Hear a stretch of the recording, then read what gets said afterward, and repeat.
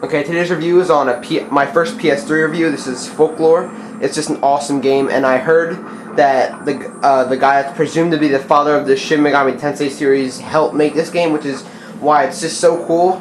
I mean, it's like an action RPG. It's not like a take turn or a turn-based RPG like Persona 3 or whatever. So I mean, it's not like it's not like Onimusha where you just run around, kill whatever you see. No, it's not like it'll be like a town. There's like a village you usually go to called Dueling Village. And it's cool because it's like dramatic, like the haunting music. There's like really haunting music. There's a wide variety of enemies and enemies to collect, and I'll get into that later. So, you know, it's basically the type of game you have to play right through without stopping, because it's just you're gonna get lost if you play it again. Because I'm kind of lost right now. I'm thinking of starting over, but because like there'll be it's like people will kill each other in the village. You have to find out who did it, or people will be killing themselves. It's cool. So let's get right into the story. So basically you have two main characters. You have Ellen and Keats. So Ellen's a girl, of course, and Keats is a guy. Right now I'm doing Ellen's story because, I don't know, I just felt like doing her. I mean, it's kind of gay because you have to beat Ellen's. I mean, you can switch back and forth, but it would be too confusing. You have to go right through with one character. So I just decided to go along with Ellen. So, you know, they have different places that they live at in Dueling Village. And they basically, both of them are basically on the same quest, pretty much, to find Ellen's main goal is to find out where her mother is. She hasn't seen her mother since she was a little baby, and Keats is just a reporter trying to find all this good stuff for a story. So now I'm Ellen, like I already said. So let's go into the action. Now basically all the action happens at night, and you go to different worlds. Basically you have the fairy realm and all that good stuff. So now let's get into the fighting. So alright, there are no enemies here. Sorry. But basically, how about I get into basic actions? So, yeah, basically you have all X, square, triangle, and circle, all your attack buttons. So, like, you would, by absorbing different monsters, which I'll get into later, so, like, you could use their attacks against them. So, like, they get stronger as you level them up. So, if I tap square, because you could put any folk on any button you want. So, you have different combo attacks. So, I'll just do regular combo attack, boom, boom, boom, boom. So if you didn't notice, you actually summon the folk to do the attack for you. And these guys I don't want to fuck with because they're annoying. But, you know, I always like to put combo on square and shield on X, and then whatever on triangle and circle. But, you know, and I'll tell you what I mean by absorb. Alright, here's an enemy right here. So if I could click L1 and lock on, and I'll just do my combo attack, and see how the blue thing flies out? That's called their ID, that's their spirit. So when it turns red, you could absorb them.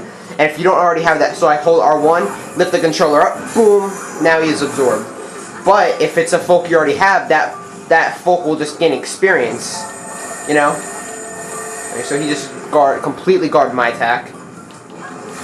Boom, boom. And all enemies have their own weaknesses, kind of like the other Shin Megami Tensei games. So, like, by hitting them with their weakness, I guess their ID floats out a little bit more. I'm not really sure.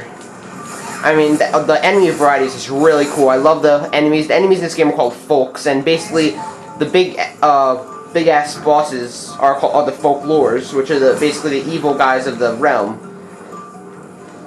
And I'll show you some more attacks. Hold on, where's that motherfucker? Here he is, little pussy. Come on, die, bitch. Come on, bitch. Boom, boom. Fuck. And there are certain big monsters that, like, you have to absorb the idea a certain way. Like, you have to shake the controller a certain way. I can't explain it. I don't know if I'll be able to find one. But I mean, the action's really cool. I mean, it's not so action-packed like Onimusha or Devil May Cry, but it does good. I mean, I really like it a lot. This game's just awesome. People complain about slowdowns. There are no slowdowns. I really don't, you know, I can't comment on that because I haven't seen any slowdowns. Now, basically, any action you do with your folk consumes a certain amount of MC, which stands for mind capacity, which is basically your magic points. But it refills after time. It refills, you know, along a certain time period. Fuck. Oh, now let me get into upgrading folk. So if I click start, you could look at the folks you own, like. And like you can categorize them by element or realm that you got them in. So I always categorize them by realm. So now by click on folks, say I click this guy, right? I could view his description, and I could click X and view karma info. So karma info is all this like different stuff you can do to make them stronger. So each folk has a different type of karma. So, for example, this guy needs to, if I want to level up this guy, I have to absorb 5 poke IDs. And then by absorbing 5 poke IDs, see it has the check mark, then it increases, in his case, it increases his combo amount. And if I absorb 10 poke IDs, same thing. And if I use 10 tree nuts, MC consumption minus, and so on and so forth. So it's really cool to make your guys stronger. Now I can get into the menu. So I'll get into the menu while I'm here. So here's the menu with all your folks. Here's like items. Change your game settings. Now the palette. So if I click L2, I could view like all the folks I haven't equipped them. So I just click square or X or whatever on a certain folk, and it'll be assigned to that button. And you can also save palette. So if you're just using that for a certain boss or something, you could go right back to the previous palette, which is a cool idea. So it's not as much of a pain in the ass. So let's go into the rating. So the concept.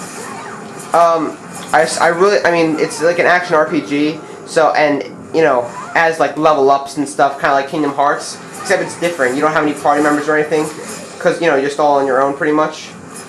So I like the fact they actually absorb folks and capture them and use them. It's a really cool idea. You're basically using their attacks against them, which is cool. So I think the concept, in my opinion, deserves a 10. It's just really good. Graphics. Graphics are really good, especially for a PS3 game. I haven't seen graphics this good in a while, since Final Fantasy 12. Graphics deserve, in my opinion, a 10 also. Does the sound good? Yeah, it can be. It's different music. It's like I said before, it's like haunting music. But it deserves a 9.5 for me. It's nothing too crazy special. Playability. Are the controls good? Yeah, they're actually pretty good. The response to the controls are good. They're simple enough to grasp, you know. So it just deserves a 9.5. Entertainment. Game is very fun. You don't see an RPG like this all the time. So I get this if you had the chance. Entertainment deserves a 9.5 for me. It's just really good. Replay value. There's already a replay value even before you beat the game. What I mean by that is if you're controlling one character, you basically have the other character. I mean, their story's not too different. It's basically the same thing, except with another character. I mean, it may sound gay, but I mean, it's definitely worth it. But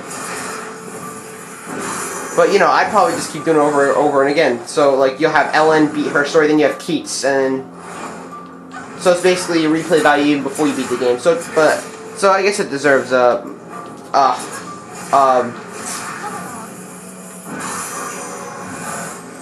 moderate. Not moderately low this time, moderate. Alright, so overall rating on this game is a 9. Because it's just a fucking awesome game. I mean, I'm really hoping. I mean, that'd be cool if they had like a sequel. Maybe not story linked wise, but like you know, a Folklore 2 something. You know, so the overall rating on this game is give this game as a 9.5. Alright, so thanks for watching. Folklore, you should buy it if you have a PS3. It's really worth it. If you're looking for a new RPG that you don't see a lot. Oh my god, there's a lot of guys. Fuck. True. This game's actually challenging too, especially the bosses. Every boss is almost like a puzzle in real time, pretty much. That's what's cool about this game. Almost every boss is like a puzzle. Fuck you, piece of cock. Holy shit! Damn it. Wow, I just blew myself up on 9.5 this game gets. I just want to fucking kill these bastards. Bitch. Thanks for watching. It's Folklore for the PS3.